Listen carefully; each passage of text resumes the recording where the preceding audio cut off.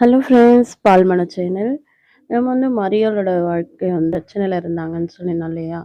அதை பற்றி தான் நம்ம தொடர்ந்து பார்க்க போகிறோம். இயேசு கிறிஸ்துவனுடைய ஜனனத்தின் விவரமாவது, அவருடைய தாயாகிய மரியாள் யோசேப்புக்கு நியமிக்கப்பட்டிருக்கையில், அவர்கள் கூடி வரும் முன்னே அவள் பரிசுத்த ஆவினாலே கர்ப்பவதியானாள் என்று காணப்பட்டது.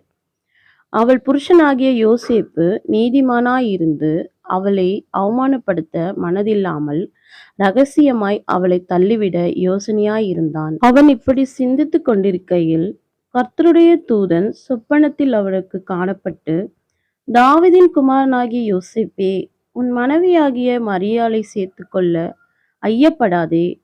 அவளிடத்தில் உற்பத்தியாயிருக்கிறது பரிசுத்த ஆவியினால் உண்டானது.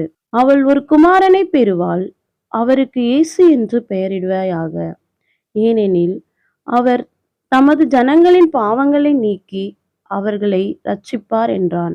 யோசேப்பு நித்திரை தெளிந்து எழுந்து கர்த்தருடைய தூதன் தனக்கு கட்டளையிட்டபடியே தன் மனைவியை சேர்த்துக்கொண்டு, அவள் தன் முதற்பேரான குமாரனை பெருமளவும் அவளை இருந்து அவருக்கு இயேசு என்று பெயரிட்டான்.